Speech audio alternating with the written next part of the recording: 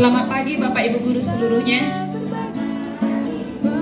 Ya, saya senang pada hari ini bisa bersama-sama bergabung bersama Bapak PP, Pak Hasan Maksum, dan Ibu Kepala Sekolah, Ibu Supiani, hadir di tempat ini untuk berdiskusi bersama. Yang pertama, saya ambil materi mengenai visi guru penggerak, dan nanti yang kedua adalah budaya positif. Dan karena di sini Bapak PP sudah hadir mendampingi saya sebagai calon guru penggerak, saya persilahkan untuk pertama sekali memberikan pengantar kepada Bapak PP. Kami persilahkan. Assalamualaikum warahmatullahi wabarakatuh. Salam sejahtera untuk kita semua. Yang saya hormati Ibu Kepala Sekolah, Bapak Ibu Dewan Guru, CGP saya yang saya sayangi, yang siap 24 jam katanya. Pertama sekali, puji syukur kita masih diberi kesehatan hingga bisa berkumpul di siang hari ini dalam rangka menyaksikan CGP yang ada di sekolah kita ini untuk mempresentasikan apa yang sudah dipelajarinya selama mengikuti program guru penggerak.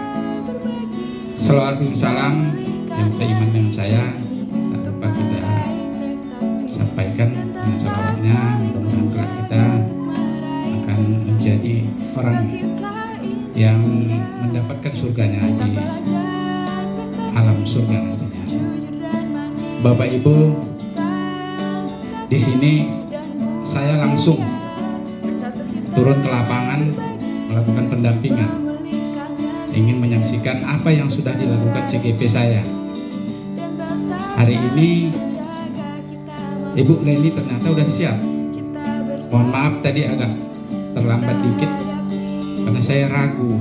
Biasa saya naik sepeda motor, tapi takut cuaca hujan bawa mobil, tapi masih ragu juga. Biasanya jalan kan susah ditempuh.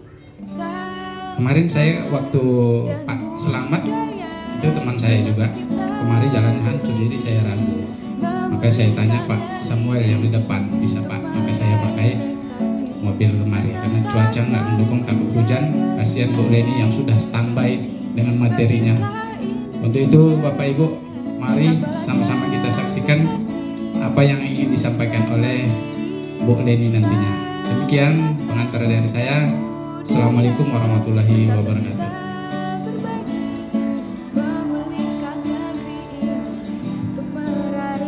Terima kasih buat kata sambutan yang diberikan oleh Bapak PP, dan karena Ibu Kepala Sekolah hadir pada saat ini, kami juga memberikan kesempatan dan waktu untuk memberikan arahan sedikit. Terima kasih buat Ibu. Bismillahirrahmanirrahim. Assalamualaikum warahmatullahi wabarakatuh. Salam sejahtera buat kita semua. Yang pertama sekali marilah kita ucapkan puji syukur kepada Allah Subhanahu wa Ta'ala yang saat kita masih diberi kesehatan, kesempatan dan bisa bersama di SMP Negeri 1 Bidahlu yang saya banggakan saya.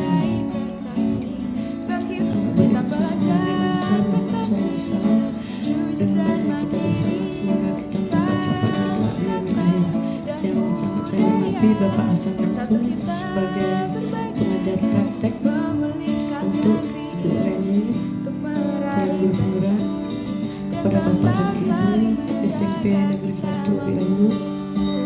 Tadi sudah dipaparkan oleh Bapak Hasan untuk mengikuti artinya kerja Bu Leni. Maafkan kami Pak,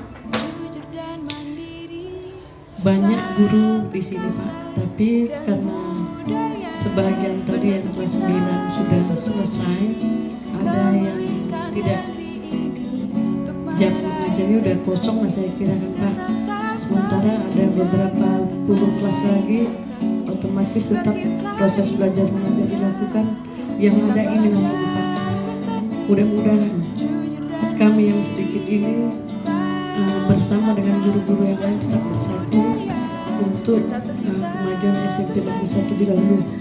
Saya berharap sekali kepada Bapak sebagai pengajar praktek itu Bu Leni, mohonlah dibimbing Bu Leni. Saya senang Pak, setahun saya di sini masuk 2 tahun, alhamdulillah untuk guru penggerak yang angkatan 10 ya Bu, ya Pak ya. Bu Leni insya Allah di angkatan ke-11 Bu Wildani. Artinya kalau udah seperti itu ada rasa gimana saya, kebanggaan saya, karena kalau kita lihat di SMP ini Pak, untuk guru penggerak kurang ya Pak ya. Saya nggak tahu entah di mana ketidakmauan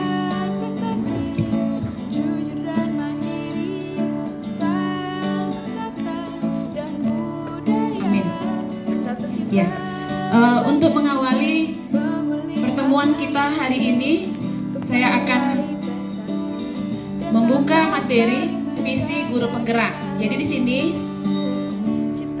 kami sebagai calon guru penggerak harus punya visi ke depan untuk mewujudkan pembelajaran yang sesuai dengan profil Pancasila.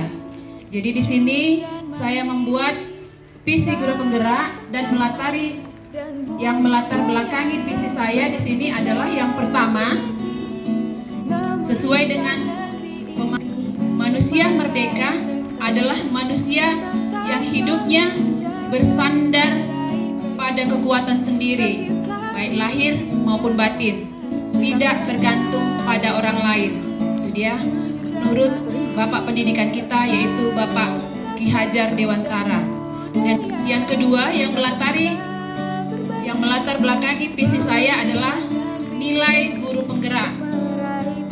Nilai guru penggerak yang harus kami miliki itu yang pertama adalah berpihak kepada murid, kedua mandiri, ketiga kolaboratif, keempat reflektif dan inovatif. Itu dia yang melatar belakangi visi kami. Kemudian yang ketiga adalah inquiry apresiatif yang disingkat dengan IA, filosofi atau landasan berpikir yang berfokus pada upaya berkolaborasi untuk menemukan hal positif dalam diri seseorang, dalam suatu organisasi dan dunia sekitarnya, baik di masa lalu, masa kini maupun untuk masa depan. Itulah yang melatar belakangi visi saya sebagai calon guru penggerak. Di sini visi yang saya buat yaitu mewujudkan peserta didik yang berbudi pekerti dan cerdas, yang berpihak kepada peserta didik, di mana prakarsa perubahan diri yang mau saya lakukan adalah menumbuh ciptakan peserta didik yang sesuai dengan profil pelajar Pancasila. Demikianlah visi yang saya buat. Di sini tujuan pelaksanaan. Di sini saya membuat visi tersebut untuk mewujudkan sesuai dengan yang kita wujudkan. Jadi di sini juga saya sudah membaca bahwa visi sekolah berprestasi dan berseri, hampir bersamaan dengan visi yang saya buat secara tidak sengaja, ya kan Bapak Ibu. Kemudian untuk mewujudkan visi yang saya buat itu, saya harus melakukan persiapan. Kemudian pelaksanaan, dan selanjutnya adalah refleksi. Persiapan, melakukan perencanaan strategi, penerapan dan diskusi dengan kepala sekolah sudah saya lakukan, serta rekan guru tentang pelaksanaan proses pembelajaran yang dapat menumbuhkan karakter positif murid melalui pembelajaran yang berpihak pada peserta didik. Sesuai dengan kurikulum yang berlaku pada saat ini adalah kurikulum merdeka. Jadi pembelajaran kita pada saat ini harus kita sesuaikan dengan kurikulum yang berlaku pada saat ini. Kemudian pelaksanaannya itu sudah terlaksana.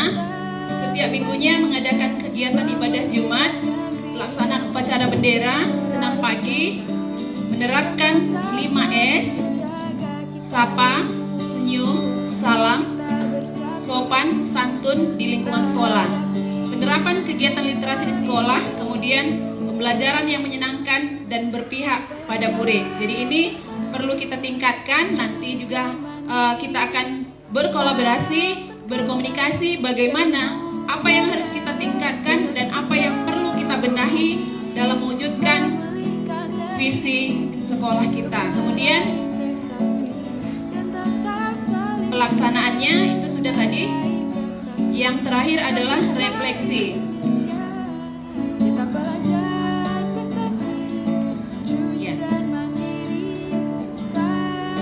Ya, refleksinya berdasarkan kegiatan yang kita lakukan setiap harinya di sekolah kita masing-masing. Kemudian kita membuat catatan apa yang harus kita benahi dari pengalaman kita, dari pembelajaran yang kita rencanakan, dari pembelajaran yang kita buat. Kemudian apa tindak lanjut ke depan untuk membenahi hal-hal yang harus kita benahi di sekolah SMP Negeri 1 Bilahulu ini untuk mewujudkan visi yang kita buat bersama. Demikianlah mengenai visi guru penggerak. Salam guru penggerak, bergerak, bergerak, menggerakkan. Itulah dia satu materi mengenai visi guru penggerak. Demikianlah mengenai visi guru penggerak, Pak. Dan kemudian nanti saya akan melanjutkan dengan materi budaya positif. Ya, pada hari ini saya akan melakukan aksi nyata, yaitu modul 14, modul budaya positif. Baik Bapak Ibu, karena memang harinya sudah siang, sudah panas, gerah, perlu membangkitkan semangat bagaimana kita terus semangat dalam melaksanakan tugas kita sebagai seorang guru. Oke, di sini saya akan kasih kata-kata untuk menyemangati kita dalam proses kegiatan hari ini. Kalau saya bilang SMP Negeri 1 Bilahulu, jawabnya luar biasa. Bisa kan Bapak Ibu? Oke, saya ucapkan SMP Negeri 1 Bilahulu. Oke, terima kasih Bapak Ibu. Tepuk tangan yang meriah. Ya, di sini kami memang diajari supaya melakukan kegiatan yang menyenangkan, tidak membuat bersemangat untuk melakukan aktivitas kita sebagai seorang guru. Oke, di sini modul 14 adalah budaya positif. Sekarang saya mau bertanya kepada Bapak Ibu, apa itu budaya positif? Ada yang tahu apa itu budaya positif?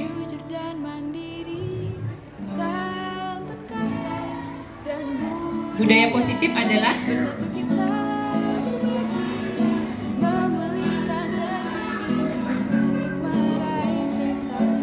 budaya positif adalah nilai-nilai atau keyakinan-keyakinan dan kebiasaan-kebiasaan di sekolah yang berpihak pada murid. Artinya kegiatan atau kebiasaan yang dilakukan adalah yang bersifat positif. Itu dia.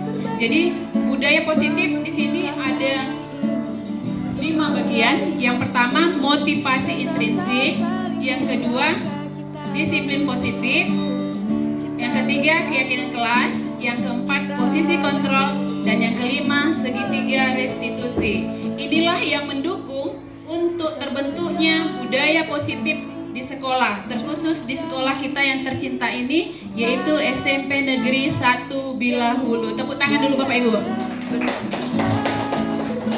Ya. Kemudian budaya positif penting untuk menumbuhkan motivasi intrinsik. Motivasi intrinsik ini adalah motivasi dari diri sendiri, khususnya untuk peserta didik. Budaya positif terlaksana ketika seluruh warga sekolah, bukan hanya guru ya Bapak Ibu, tetapi seluruh warga yang ada di sekolah ini mau bekerja sama di SMP Negeri 1 Bilahulu, bertanggung jawab untuk melaksanakan budaya positif untuk menciptakan peserta didik yang mandiri dan bertanggung jawab. Jadi untuk menerapkan budaya positif di sekolah, seorang guru juga harus memahami dan memiliki visi guru penggerak seperti yang sudah saya paparkan tadi. Makanya saya mulai tadi dengan visi guru penggerak. Jadi melalui pendekatan yang kami pakai adalah inquiry apresiatif model Bagja. Jadi saya akan lebih jelaskan apa itu Bagja.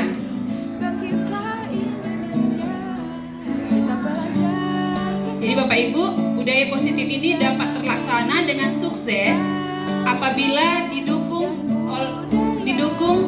dengan menerapkan yang pertama pendidikan filosofi Ki Hajar Dewantara seperti yang sudah kita pahami dan sudah mungkin ada sebagian sudah lulus dengan aksi nyatanya dengan filosofi Ki Hajar Dewantara.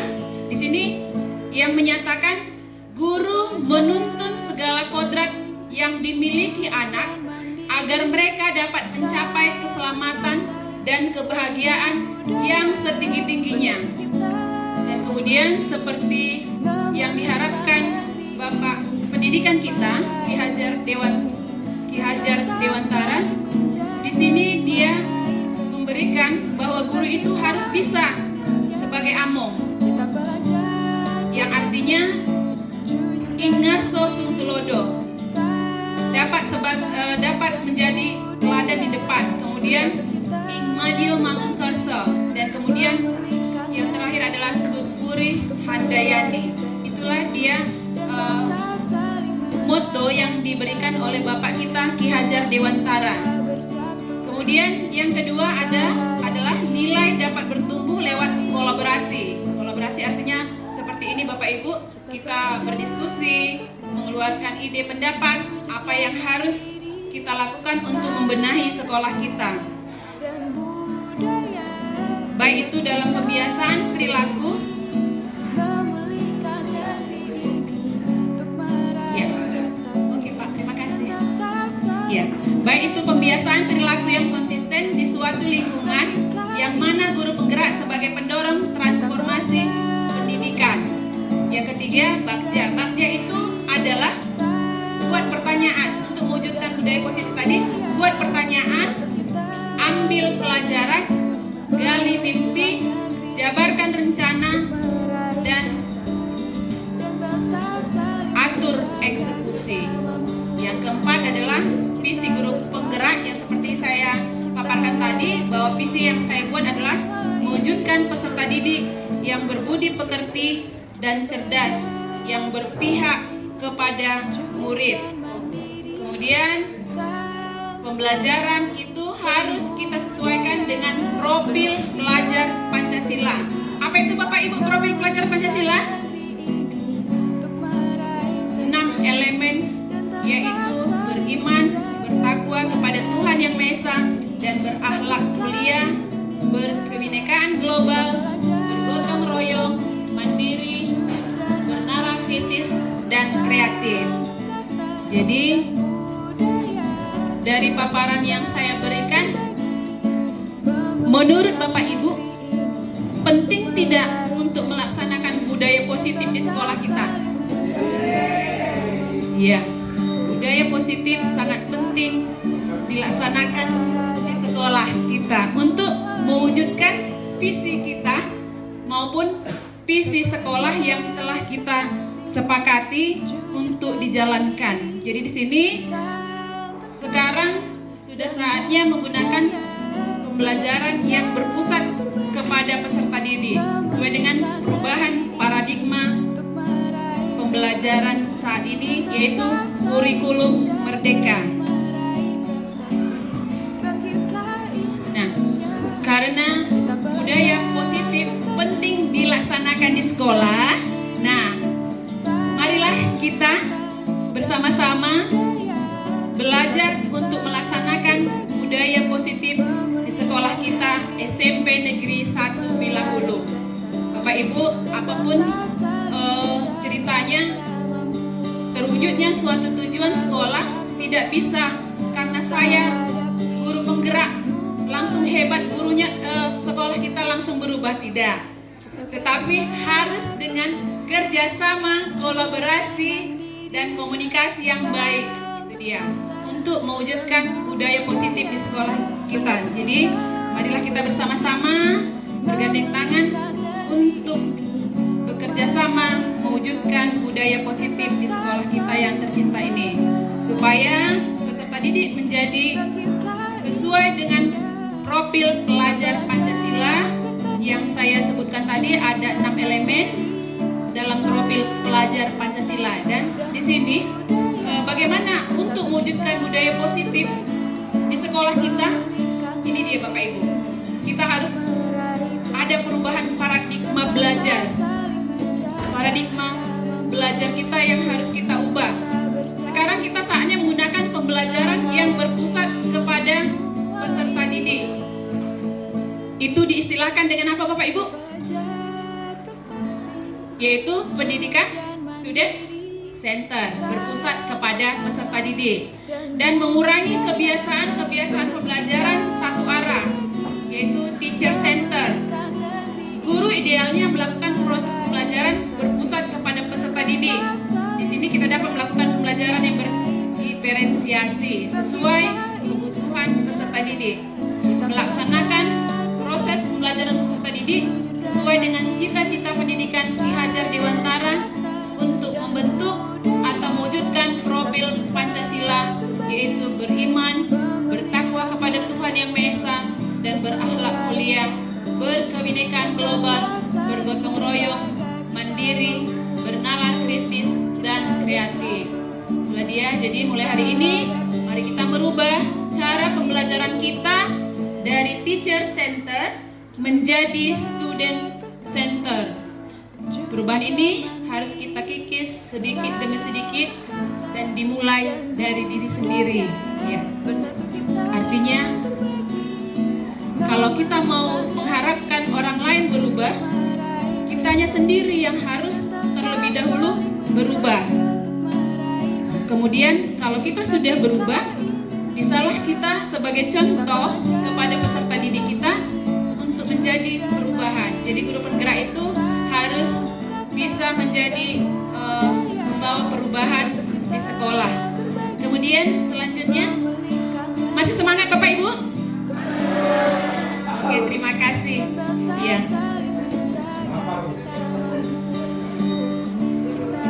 Ya, berikutnya di sini ada miskonsepsi. Di sini kita menganggap bahwa kita dapat mengontrol orang lain, seperti yang saya ungkapkan tadi ya. Ternyata tidak bisa. Ini adalah ilusi belaka. Ya, di sini katanya, misalnya ada siswa berbuat tidak baik, lalu kita sebagai guru merasa bisa mengontrol peserta didik tersebut agar berubah. Ternyata ini adalah ilusi. Bujukan pun belum tentu juga mengubah perilaku peserta didik kita. Sudah jelas ya Pak? Ya, seperti itulah. Yang bisa mengubah peserta didik kita tersebut, yaitu peserta didik kita harus memiliki motivasi intrinsik. Seperti yang saya paparkan tadi adalah motivasi intrinsik itu adalah motivasi yang timbul dari dirinya sendiri, bahwa dia mau berubah. Itu dia yang harus timbul dari peserta didik kita. Jadi bagaimana cara kita untuk supaya peserta didik kita mau berubah, nanti ada juga dijelaskan. Jika ada perilaku siswa tidak baik, maka solusinya adalah kolaborasi melalui komunikasi yang disebut dengan konsensus, yaitu kesepakatan dengan siswa tersebut, yang mana siswa harus bertanggung jawab dan mencari solusi atas perilakunya yang tidak baik. Itu dia. Jadi Bapak Ibu, di sini miskonsepsi ada 4 yang diberikan oleh Dr. William Glasser dalam kontrol teori, meluruskan tentang beberapa miskonsepsi tentang makna kontrol. Yang pertama adalah ilusi guru mengontrol murid. Itu ilusi itu kalau guru mengontrol murid. Yang kedua, ilusi semua penguatan positif efektif dan bermanfaat. Ilusi, kritik, dan membuat orang bersalah dapat mengubah karakter. Jadi membuat murid merasa bersalah juga belum tentu dapat mengubah karakter peserta didik. Yang terakhir, ilusi orang dewasa memiliki hak untuk memaksa. Ya. Jadi kalau kita paksakan pun peserta didik kita untuk berubah, kalau tidak dari peserta didik itu yang memiliki motivasi intrinsik atau motivasi dalam dirinya sendiri, itu tidak akan terjadi, Bapak Ibu. Jadi untuk itu supaya ada perubahan, maka di sini kita harus membuat disiplin positif. Oke, Bapak Ibu, apa itu kira-kira disiplin positif? Apa itu Bapak Ibu disiplin positif?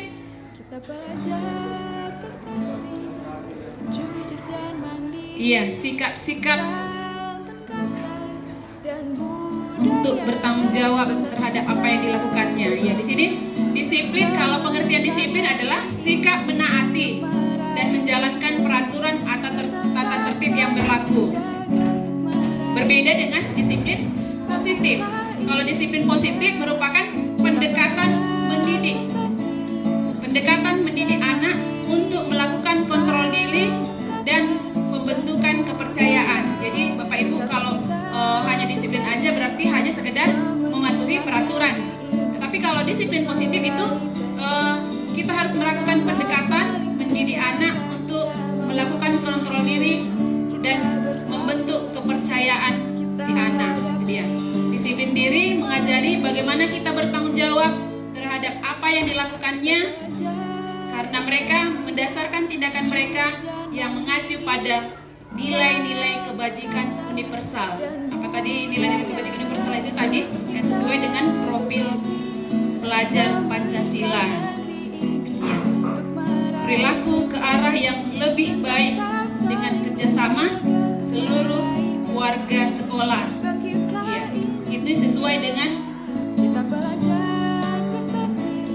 nilai-nilai kebajikan yang merupakan tujuan mulia yang ingin dicapai setiap individu yang disepakati bersama. Jadi untuk mengadakan perubahan harus ada kesepakatan. Nanti dibahas lebih lanjut tentang kesepakatan. Di sini profil pelajar Pancasila yang kita sudah tahu ada 6 elemen tadi: beriman, bertakwa kepada Tuhan Yang Maha Esa dan berakhlak mulia, berkebinekaan global, bergotong royong, mandiri, bernalar kritis, dan kreatif. Jadi semua ini akan terlaksana kalau kita juga bekerja sama antar seluruh warga sekolah. Jadi nilai-nilai kebajikan yang disepakati harus sesuai dengan profil pelajar Pancasila. Jadi selanjutnya untuk melaksanakan perubahan di sekolah, kita harus terlebih dahulu mempelajari dan memahami kebutuhan dasar manusia. Di sini kebutuhan dasar manusia ada 5, yaitu yang pertama kebutuhan untuk bertahan hidup, yang kedua kasih sayang dan rasa diterima, yang ketiga penguasaan, yang keempat kebebasan, dan yang kelima adalah kesenangan. Bapak Ibu, perilaku manusia berperilaku tidak baik itu karena didasari adanya kekurangan salah satu kebutuhan dasar manusia. Jadi perilaku manusia ini, kalau siswa yang memiliki keyakinan atau kesadaran diri tanpa merasa diawasi atau diatur, tetap melaksanakan tugas dan tanggung jawabnya, itulah dia perilaku yang baik, perubahan yang muncul dari dirinya sendiri.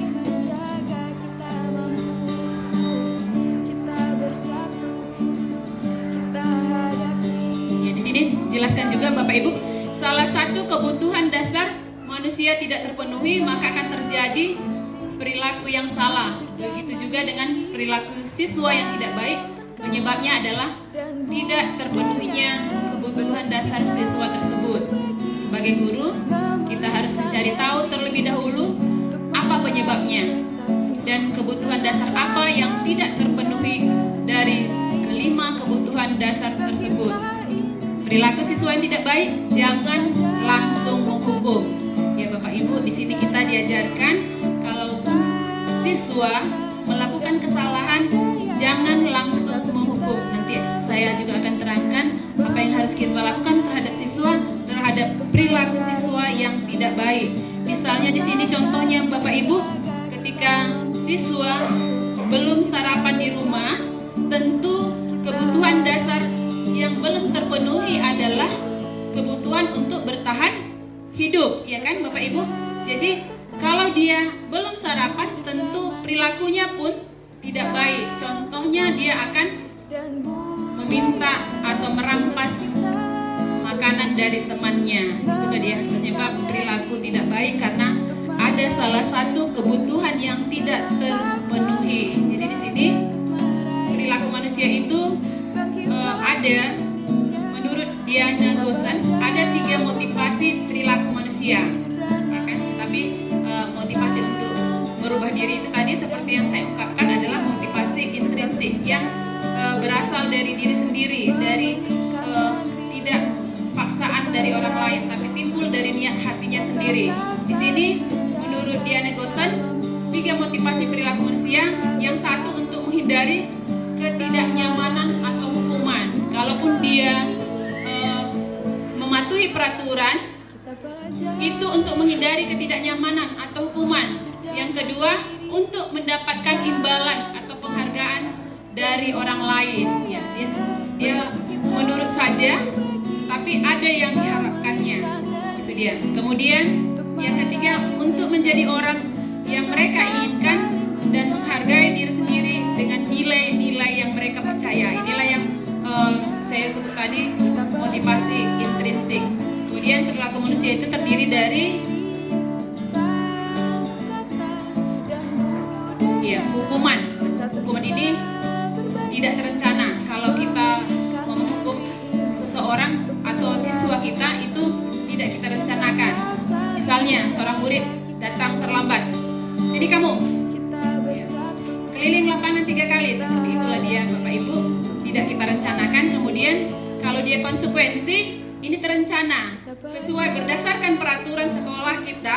Kamu sudah melanggar tata tertib sekolah, maka itu adalah konsekuensi akibat dari kamu melanggar, maka kamu harus menerima tanggung jawab seperti ini. Seperti itu dia kalau pengertian dari konsekuensi ya Bapak Ibu. Kemudian yang ketiga adalah restitusi. Di sinilah perlunya kita mempelajari restitusi, di mana pengertian restitusi proses memperbaiki kesalahan murid dengan mencari solusi melalui komunikasi agar anak bertanggung jawab. Ya, seperti yang saya sampaikan tadi di awal, kalau anak melakukan kesalahan, jangan langsung dihukum, tapi mari kita proses dengan kolaborasi, dengan komunikasi untuk mencari solusi. Bagaimana anak menyadari kesalahannya dan mau melakukan perubahan dengan bertanggung jawab atas kesalahannya dan mau berubah melalui motivasi yang ada dalam dirinya sendiri. Jadi di sini ada contoh kalimat mengenai perilaku manusia. Yang pertama, saya kecewa sekali dengan kamu. Ya, kita guru sering ya berkata seperti itu. Saya kecewa sekali sama kamu, Ani. Ya, itu adalah bagaimana orang merasa bersalah. Ya, ya itu tadi ya. Saya tadi mau bawa juga ya. Kalau pimpinan juga marah kepada kita juga ya, dia membuat bagaimana kita merasa bersalah. Jadi kita sebagai guru sering juga melakukan itu kepada siswa kita, peserta didik kita. Saya kecewa lihat kamu, Andi. Ya, seperti itu merupakan kalimat membuat orang merasa bersalah. Kemudian kalau si anak, ibu kejar aku karena ibu guru sayang aku. Ya, kita sudah di SMP, tapi siswa apalagi khususnya kelas 7 yang masih baru di awal itu pasti sikap dan tindakannya masih kekanak-kanakan, yang masih polos, maunya bermain. Jadi di sini kebutuhan yang tidak terpenuhi adalah kasih sayang dan rasa diterima. Kemudian ada juga seorang anak yang berkata, "Aku hebat kan? Bisa bikin ibu guru kejar aku." Nah, kalau ini siswanya ingin menguasai. Jadi ini adalah kebutuhan penguasaan. Tadi ada ya kita bahas yang 5 kebutuhan dasar itu, yang bagian penguasaan. Lalu anak juga, ada seorang anak berkata, "Aku bosan, masa belajarnya cuma gitu-gitu aja, dengerin ibu guru aja." Itu sering saya sendiri ya, "Bosan bu, males bu, udahlah bu, main game aja." Itu. Jadi mereka pingin kebutuhan akan kebebasan. Kemudian yang kelima, menyetir mobil itu seru.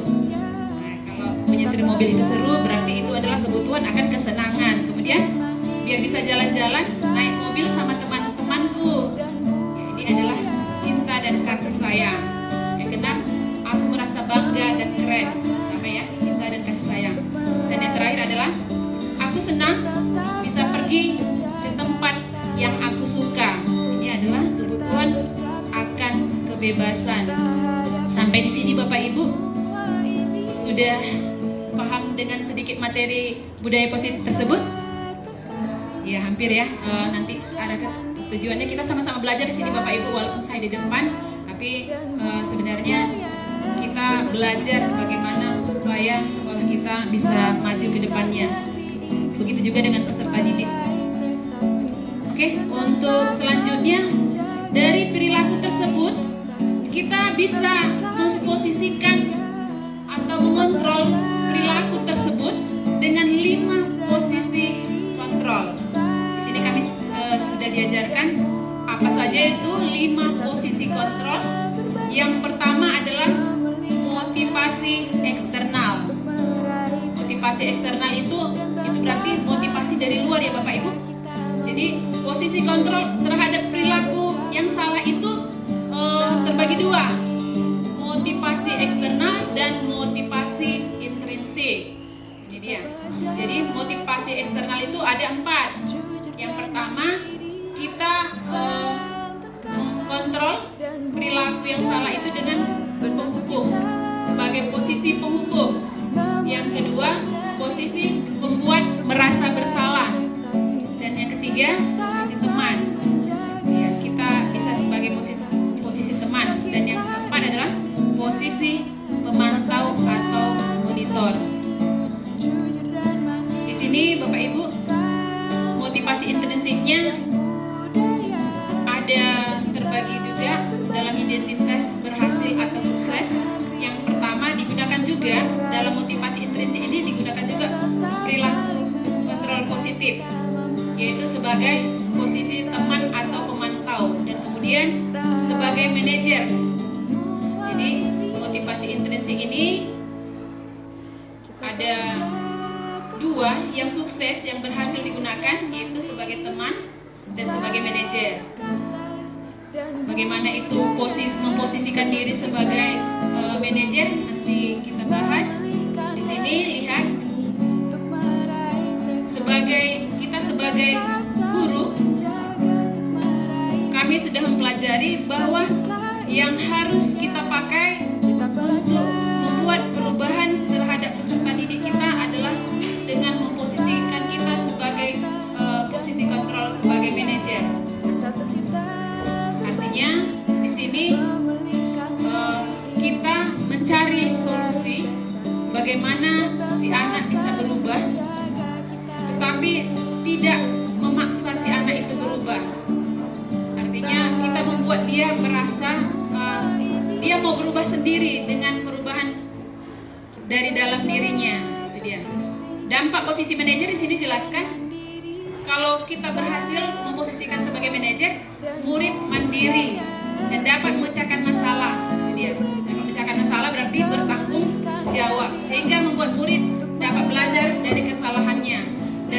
murid dapat menyelesaikan masalahnya. Yang kedua, guru dapat menerapkan disiplin positif yang berpihak kepada murid, yang memerdekakan murid dengan tujuan menciptakan murid yang mandiri, merdeka, dan bertanggung jawab.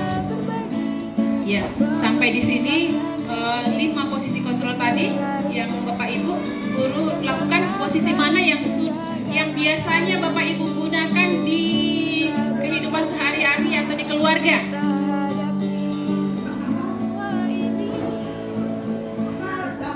Posisi mana kira-kira yang sering dilakukan dalam kehidupan keluarga lah dulu kita buat?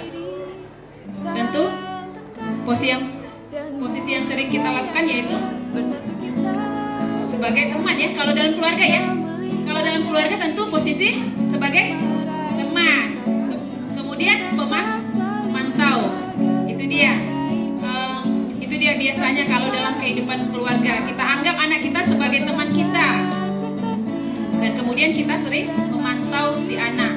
Tapi kalau dalam kehidupan sekolah itu, apakah kita menggunakan 5 posisi kontrol tersebut? Atau posisi mana yang sering kita gunakan Bapak Ibu?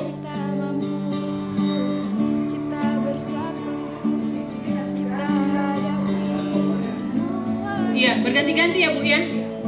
Berarti seluruh posisi pasti sudah pernah dilakukan. Iya.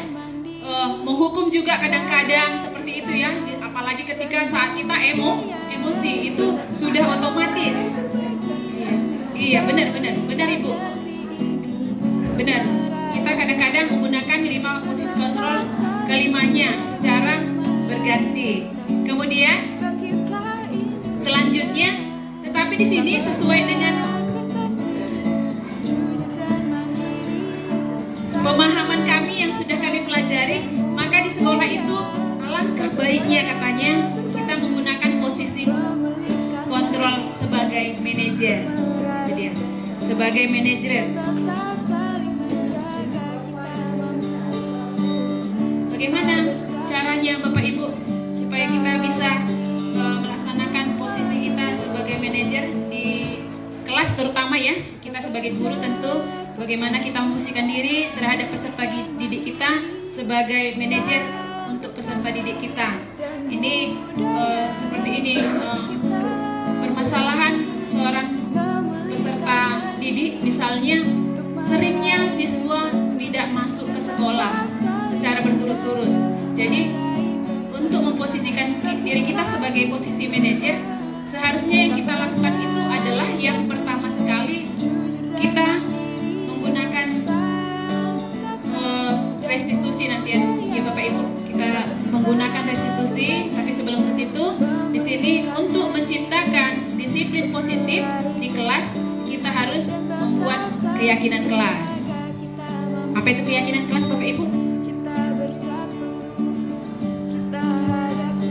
Ya benar. Keyakinan kelas itu adalah kesepakatan. Lalu apa beda keyakinan kelas dengan peraturan kelas? Apa beda keyakinan kelas dengan peraturan kelas Bapak Ibu? Ya.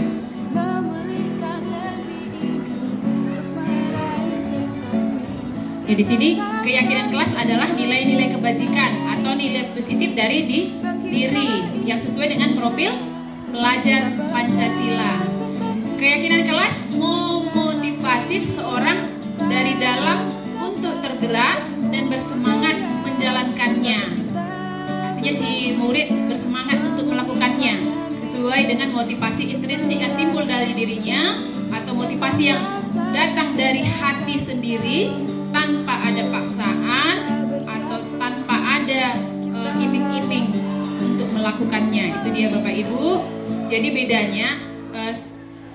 bedanya dengan peraturan kelas itu, kalau peraturan itu mereka melakukannya tidak dari hati mereka. Mereka melaksanakannya bisa saja karena memang harus dipatuhi sebagai posisi penghukum tadi ya Bapak Ibu, atau sebagai posisi konsekuensi yang harus dipatuhi. Tapi kalau dia keyakinan kelas, itu adalah kesepakatan yang mereka buat.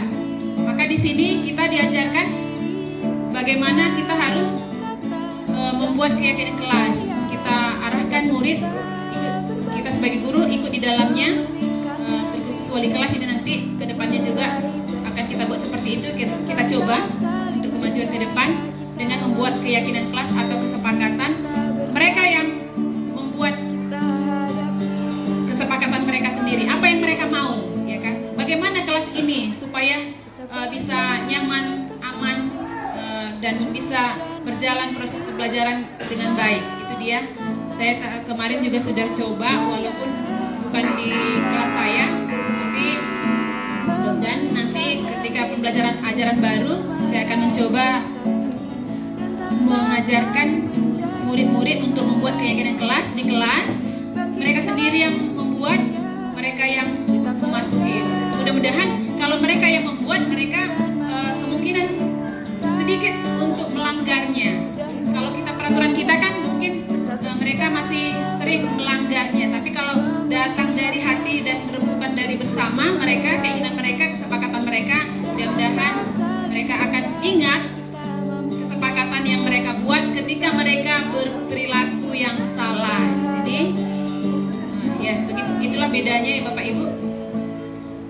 Keyakinan kelas merupakan motivasi intrinsik yang datang dari hati. Kalau dia peraturan itu motivasi ekstrinsik dari luar.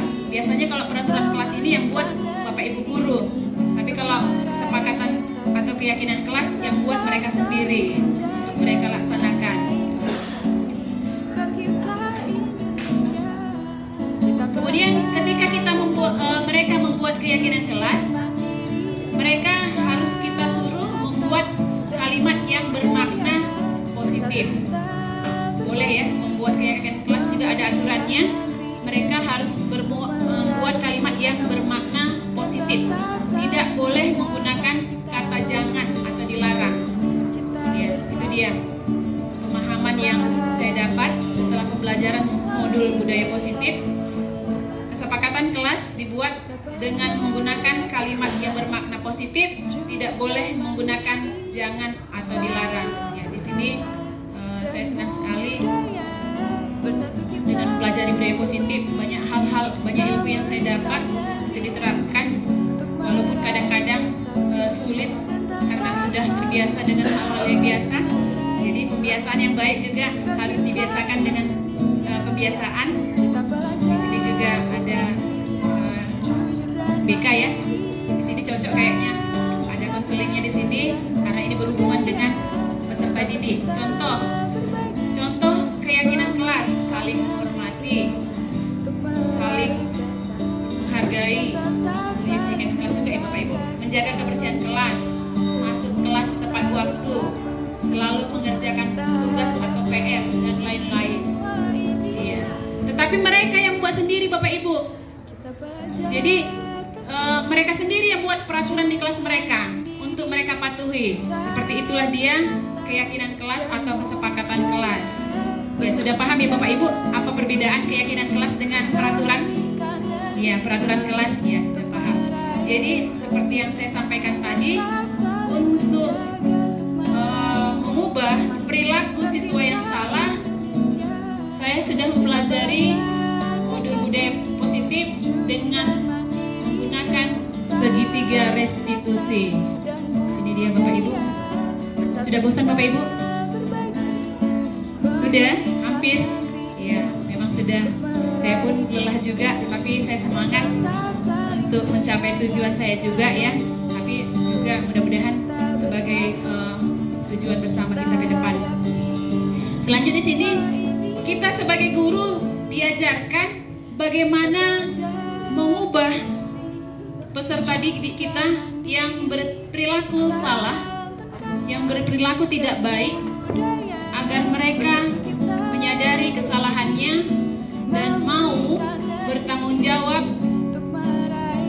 terhadap kesalahannya, sehingga berubah dari dalam dirinya sendiri. Di sini kita menggunakan itulah tadi yang saya ungkapkan, menggunakan posisi kontrol sebagai manajer dengan menggunakan segitiga restitusi. Jadi di sini sebelum kita menggunakan segitiga restitusi, kita harus tahu juga apa itu pengertian dari segitiga restitusi. Segitiga restitusi adalah suatu proses dialog yang dijalankan oleh guru atau orang tua agar dapat menghasilkan murid yang mandiri dan bertanggung jawab. Ya, di sini ya, kita gunakan pun segitiga restitusi untuk menghasilkan murid yang mandiri dan bertanggung jawab. Artinya, ketika mereka berperilaku salah, mereka mengakui kesalahannya, namun mereka mengubah dirinya tidak dengan paksaan seperti menghukum tadi, tetapi timbul dari niat diri peserta didik tersebut. Itu dia. Jadi menjalankan segitiga restitusi ini ada 3 bagian ya Bapak Ibu. Ada 3 bagian untuk menjalankan segitiga restitusi. Yang pertama di sini dikatakan ketika kita mencari solusi untuk permasalahan siswa, kita harus bisa menstabilkan identitas. Ya, kita harus bisa menstabilkan identitas. Yang kedua, validasi tindakan yang salah. Kita validasi tindakan yang salah. Dan yang terakhir adalah menanyakan keyakinan. Jadi demikianlah segitiga restitusi untuk kita gunakan bagaimana supaya peserta didik kita dapat berubah untuk perilakunya yang salah dan mau mengakui kesalahannya. Artinya kalau di sini menstabilitaskan identitas, contohnya saya buat contoh ya Bapak Ibu, kalau nggak dikasih contoh nggak ngerti. Saya pun demikian, setelah saya pelajari ada contoh, tapi itu dikasih beberapa contoh. Jadi contohnya misalnya seperti ini Bapak Ibu, ketika anak tadi terlambat sekolah setiap hari, bahkan keseringan terlambat setiap hari. Kita di sini sebagai guru katanya harus menggunakan posisi kontrol sebagai manajer dengan menggunakan restitusi segitiga. Jadi yang pertama tadi katanya menstabilkan identitas, artinya kita ajak siswa tersebut komunikasi kepada kita, menanyakan langsung kepada siswa tersebut. Misalnya namanya si Adi,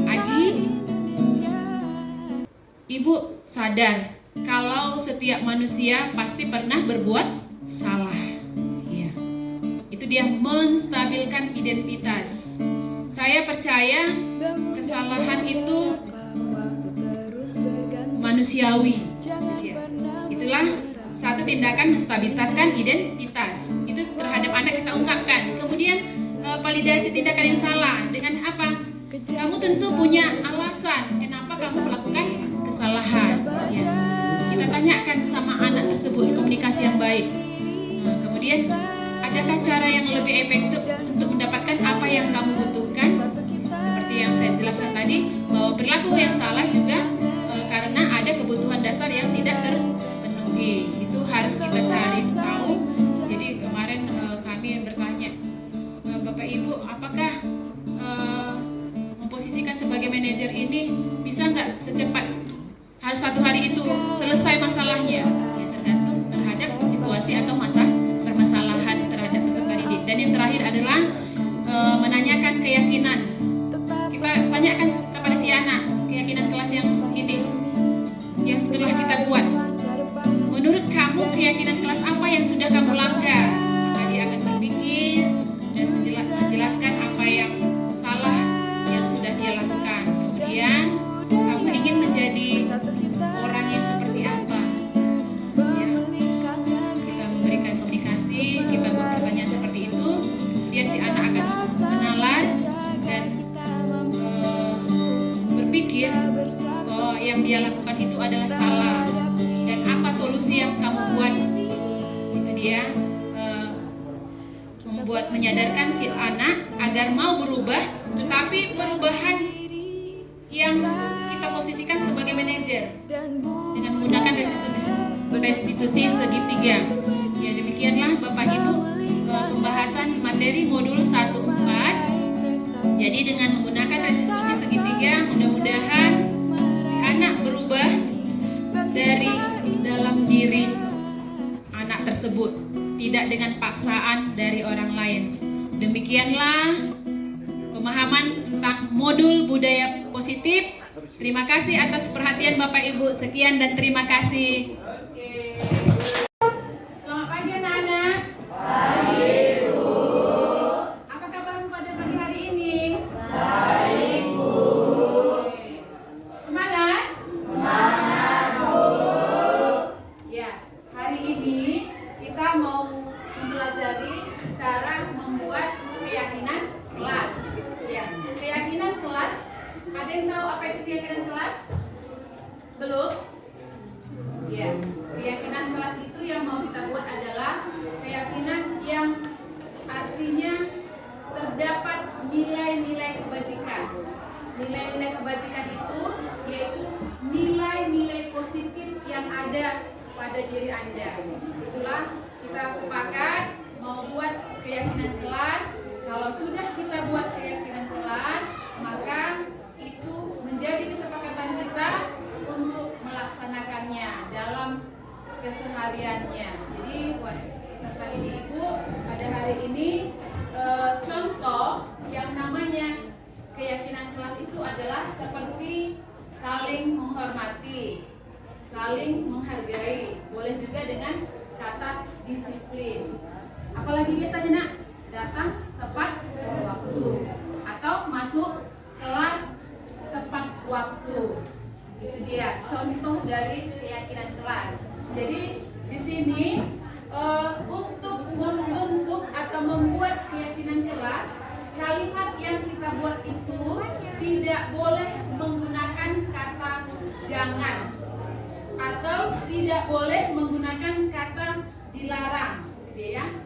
Kata-kata yang atau kalimat yang kita gunakan untuk membuat keyakinan kelas itu adalah kata-kata yang positif.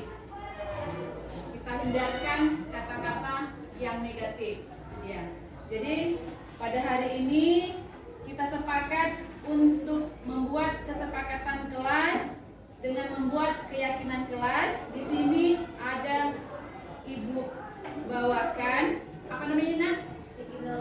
Ya, sticky notes.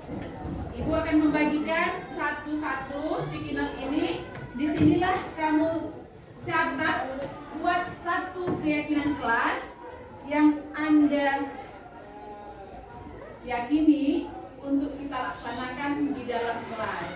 Oke, Ibu akan membagikannya satu-satu ya nak. Silahkan dicatat keyakinan kelas yang kau yakini untuk kita laksanakan di kelas.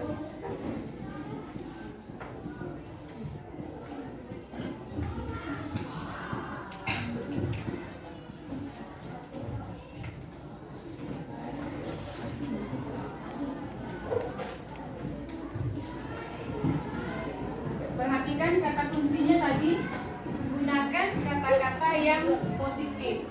Hindarkan kata-kata negatif. Contohnya kata jangan dan kata dilarang. Silakan kau catat.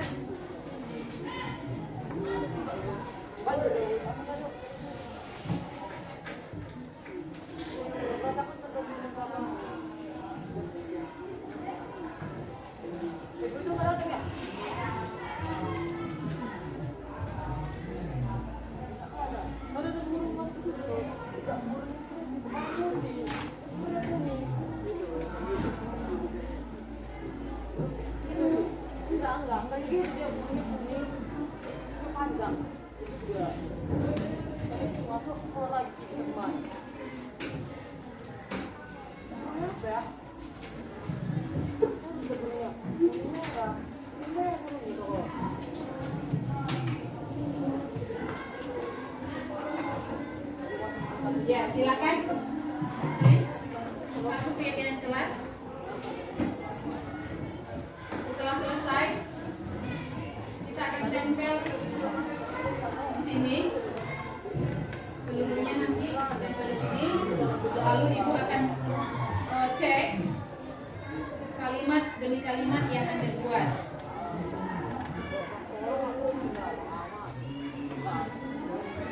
Jika sudah selesai, silakan maju ke depan, tempel ke depan.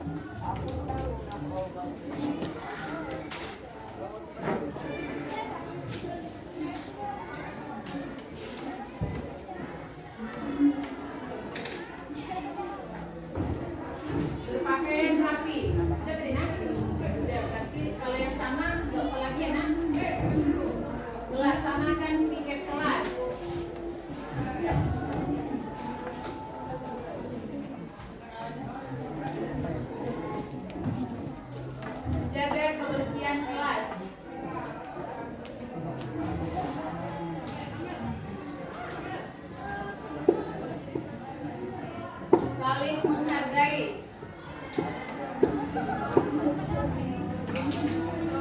menjaga fasilitas kelas,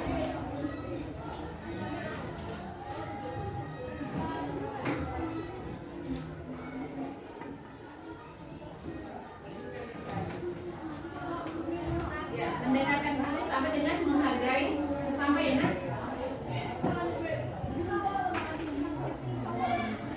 Menjaga lingkungan kelas sama tadi menjaga kebersihan, sudah ya. Masuk kelas tepat waktu sudah, berpakaian rapi sudah tidak? Oke. Menjaga fasilitas kelas sudah sama ya.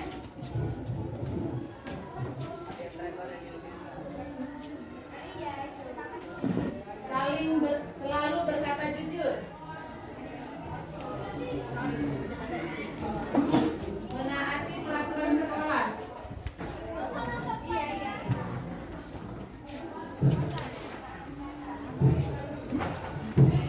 Ya, sudah sama. Kira-kira ada berapa nak? Ya, coba dibaca nak.